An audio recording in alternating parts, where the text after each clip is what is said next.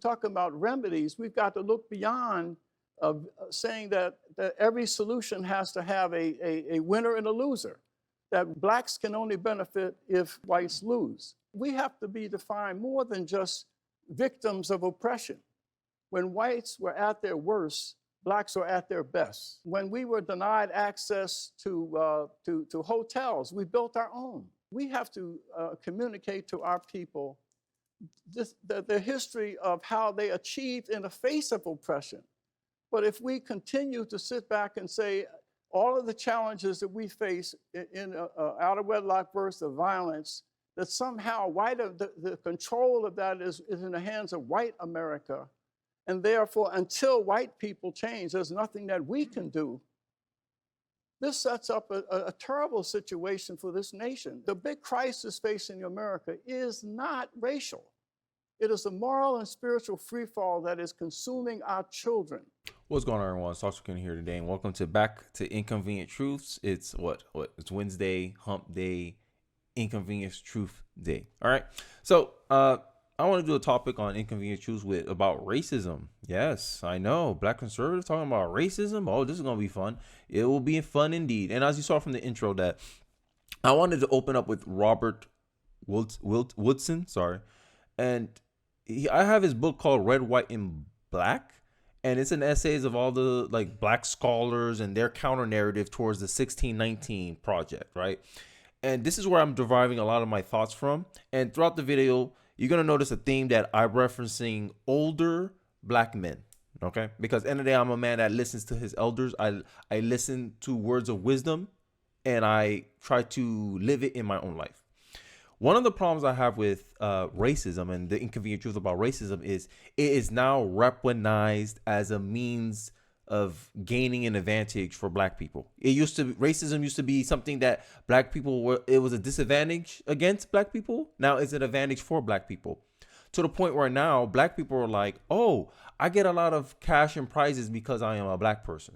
Don't let you be a black woman. Oh, you get you're double quota, right? Now we got quota systems based on race. And this is not the ideals that America was founded on. All men are created equal. We all should have the same opportunities. This is why I'm against affirmative action. That's why I think affirmative action is a racist policy, right? Because you're treating people differently on the color of their skin, right? And people are saying, oh, this is just to right wrongs. How can you right a wrong against a group of people that never personally experienced the wrong you're complaining about? Oh, because it historically happened? Oh, you look like the people that were victimized by these same things, but you didn't live during that time. Right? Woodson was born in 1937, if I remember correctly. I'm going to take his advice. I'm going to take his word for it more than I'll take any person on my comment section, because you didn't live through this stuff. And a lot of men I'm referencing in this video for Inconvenient Truths of Racism, they lived through this stuff. Thomas Sowell lived through Jim Crow, saw Jim Crow. I'm going to take his word about how segregation really affected black people. And then this another narrative that I want to counteract as well, is that in leftist media, they never put out for Black History Month. They never push out the achievements that black people were able to do. Robert Woodson's quote that he said in the beginning of this video: when whites were at their worst, blacks were at their best. When blacks were not allowed to go into the white hotels, they made their own. This is the argument why some people think forced integration was a bad thing for black people, because black people were more independent from white America than they are now today. And that's a fact. No one can disagree. There was more college graduates out of black America during segregation than there is right now. And that's due to a lot because of the Democratic Party and liberals making black people dependent on them. Oh, so when you get this narrative in Black History Month that nothing ever got better for black people until the white liberals came and saved the day. But if you look into the 1911s, 1913s, I reference this book, The College-Bred Negro American, which is a book from W.E. Du Bois. And he talks about how a lot of the black bourgeoisie, which is the black elite at the time, right? Because there were slaves that died millionaires. Imagine that. Ex-slaves that died millionaires during the 1900s.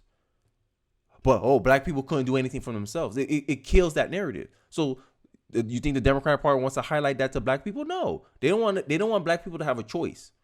An inconvenient truth about racism is that it never stopped black America. It never stopped. It never could. The only way racism can stop black America is if black America believe that racism has power over them. A man who believes he can and a man who believes he can't are both right. So if you believe you can't do anything because of the color of your skin, and this is the idea that white liberals want you to adopt Black America, then you won't strive for anything.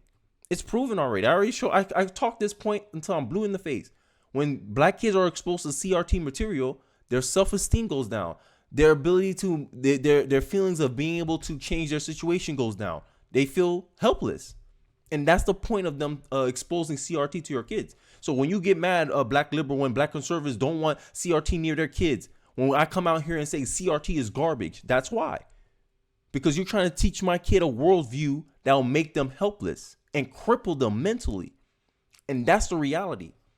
That racism, even at its worst time in American history, still couldn't stop Black people. But they don't teach you that in Black History Month. But hey, I digress. Let's go into the point that I always commonly hear, how white supremacy is fundamental to the American founding. I'm going to reference a clip by Thomas Sowell and his argument against this statement, and I'll give my thoughts at the end of this clip. Let's take a look. Quote, white supremacy is a force so fundamental to America that it is difficult to imagine the country without it. Reparations is the price we must pay to see ourselves squarely. Close quote. And Tom Sowell, who actually saw Jim Crow with his own eyes and experienced it, responds how? It would be nice to know his evidence for what he said, just to be old-fashioned about it. No, it was a rotten system. But I don't know how we get from that to reparations. I mean, what we see in the United States in terms of the bad things, you see all around the world. If you were to give reparations to everyone whose ancestors had been slaves, I suspect that you would have to give reparations to more than half the entire population of the globe. Slavery was not confined to one set of races. I suspect that most of the people who were either slaves or slave owners around the world were neither white nor Black. I mean, this was a universal curse of the human species. Africa, the Middle East, Asia, slavery took place everywhere. And it continued elsewhere long after it was abolished in the Western countries. One of the arguments that a lot of people don't know about reparations is that when Abraham Lincoln recommended reparations for all the freed slaves, which I agree at the time, because everything's about timing, right? People who personally suffered slavery, got the chains, got the whips, got their hands are sore from the cotton they pick. Yeah, they deserve reparations because they personally went through it, right? But guess what happened? A Democrat, killed Abraham Lincoln. Abraham Lincoln got assassinated, and his Democratic VP threw that agenda away. He crumbled the paper, said, "Oh, yeah, we don't need to give these slaves 40 acres and a mule." Democrats did that. Look it up. That's the Democratic Party's history. Always getting in the way with what is needed for Black people. It writes itself at this point, right? So they do that. You go now through history now, because T. Higgy Coates out here, he's a big pusher of the Democratic Party. Oh, a big progressive. But he doesn't point this out. He doesn't point out, the political party is always standing in the way of reparations. And the conservative argument is that people of today has not experienced what the ancestor experienced, right? It's like your dad got PTSD, and then because your dad got PTSD, and you're saying, "Oh, the military owed me reparations because of what they done to my father." No, they're not going to give you any. You're not going to win a lawsuit like that. And everyone want to act like reparations is a new argument. It's not. Reparations. This is like what, the third time. This is the third generation to bring up reparations. Reparations actually have a bill in Congress that never got us. It had some votes, but it never made it past Congress it never made it to the president's desk. Because a lot of people feel strongly, morally about what I feel. I shouldn't be able to extort my ancestors for my own personal gain. And this is the moral flaw of reparations. But that's a side point. The real point about this video, the inconvenient truths about racism, is it's a hustle now. It's a business now, right? You saw it. Oh, T.G. Coates. Let me ask you something. Show me the incentive and I'll show you the outcome. T.G. Coates, if racism didn't exist, you think he'll have a job right now? Do you think he'll be as famous as he is now? No. This man has an incentive to discover racism, find racism, and what a man will do for his ideals. Lie. Create racism. He want to say white supremacy is fundamental to Americans' founding. Show me in the Constitution where it says that. All I see in the Constitution, on the very top of it, all men are created equal. And just because the people in the country that the Constitution founded, that America was founded on, did not live up to the ideals of the country, doesn't make it fundamental. That's a dumb argument. The people are flawed, not the concept. The concept is pure. That's why we can call the founding fathers hypocrites. That's why we can call Americans hypocrites, because we're not living up to our ideals. And that's the problem I have with the left. Y'all don't have no ideals. Y'all don't have no principles. For y'all, the ends justifying the means. If you have to lie to get your ends, you'll do it. That's all it is. It's not standing on nothing. That's why the first thing Thomas Sowell asked was his evidence for that. Because you have none. And this is why reparations time and time again keeps failing. And that's the facts. Just look at historical evidence. Every time reparations get brought up, it gets destroyed. And then another generation wants to bring it up again. Because we all know what it really is about. Personal gain based on your skin color. That's the reality of racism now. That's the inconvenient truth about racism now. That is a hustle. It's a means to extort people, to make people feel guilty. And look at this next clip. This is a next clip by Shelby Steele. This is the first time I feature him on this channel. I like a lot of how he articulated himself. And this is his point, that white guilt is black power. Ooh, bars. Let's look into it. Guilt is the terror of being seen as a racist, as a bigot, that now pervades American life. All of our social policy, our culture, everything is touched by this anxiety in most of white America, understandably, given America's history, that they're vulnerable. They have this vulnerability to being disarmed of moral authority by being called a racist. I can use it as a weapon. I can say, you know, I went on a Levin show. Let me tell you the way I was treated. And it explodes. So it constitutes, that is black power. White guilt is black power. They're virtually one and the same. And one of the big problems we have is that you talk about universities and political correctness and so forth. These are all ways in which white Americans say, I'm innocent. I don't feel this way. I'm not a bigot. I'm not a racist. I'm innocent. And their white guilt causes this drive to prove and establish innocence.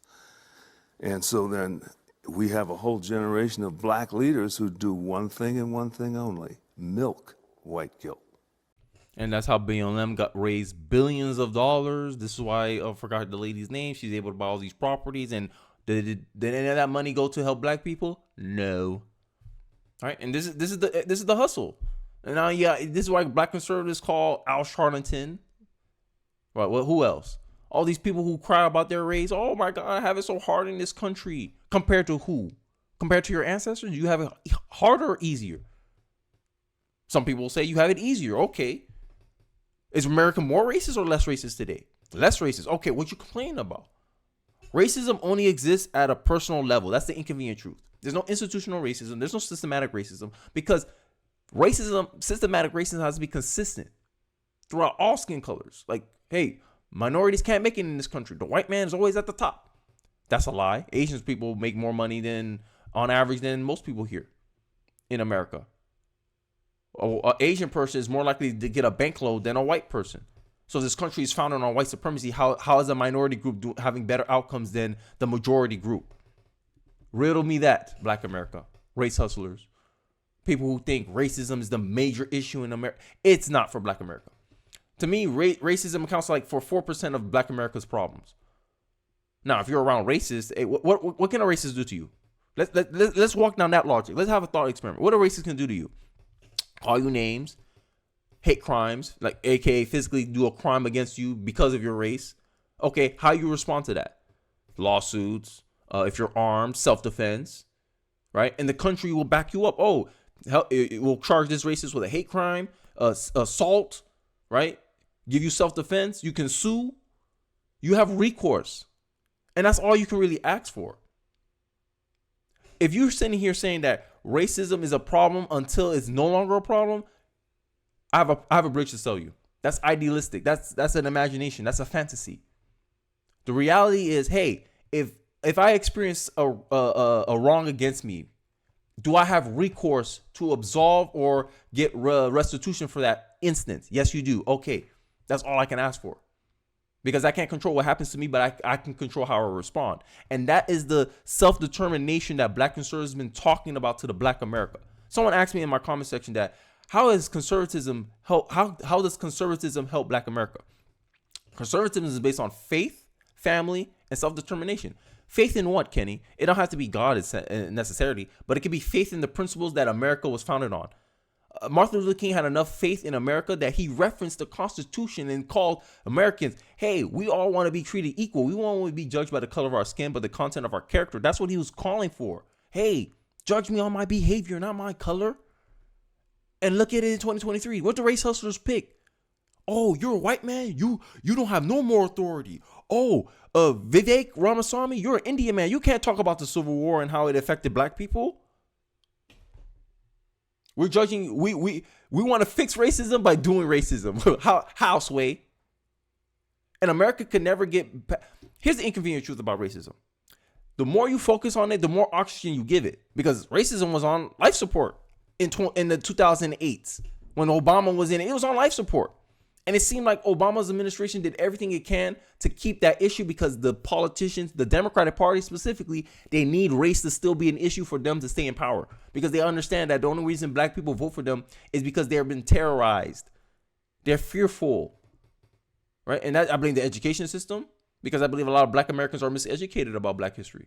They've been memory holed about Black history. They think Black history started in 1968 and then they jump all the way down to the 1800s when slavery was a thing. But they don't tell you how the Republican Party freed the slaves. They don't tell you about the economic success that the Black community had during the 1900s, right? Black Wall Street, anyone?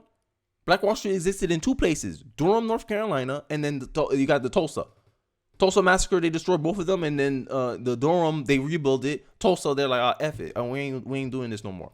They don't tell you Democrats did that. Democrats destroyed Black Wall Street because Democrats' playbook, and this is the plantation politics of the Democratic Party, is that they want Black people or they want minority groups to be dependent on them. That means independence is automatically anti-Democrat. Imagine that. The most successful communities are communities of professionals and business owners. Black community has neither.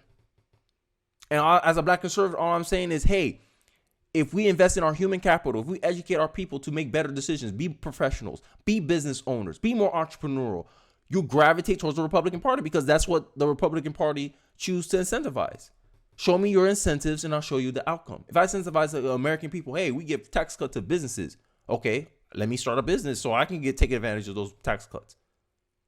But no, Black people has been conditioned by the Democratic Party to just sit there and just let opportunities come to them.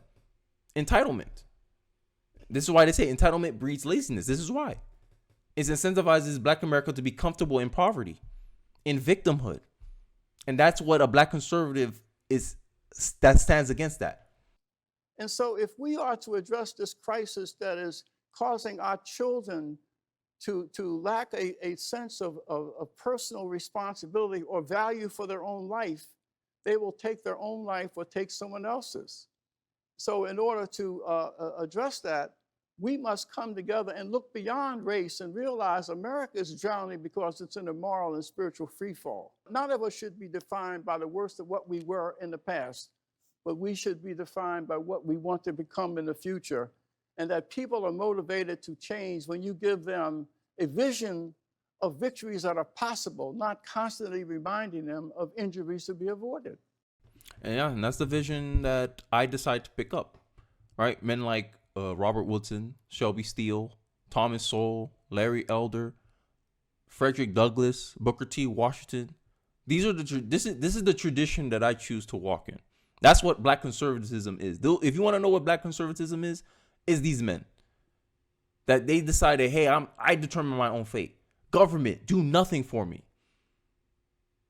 I'm not a black man. I'm just a man. Right? It's a unifying idea, right? We're all Americans. It doesn't matter if you're Asian, white. You're all my brothers, technically. That's how I see it.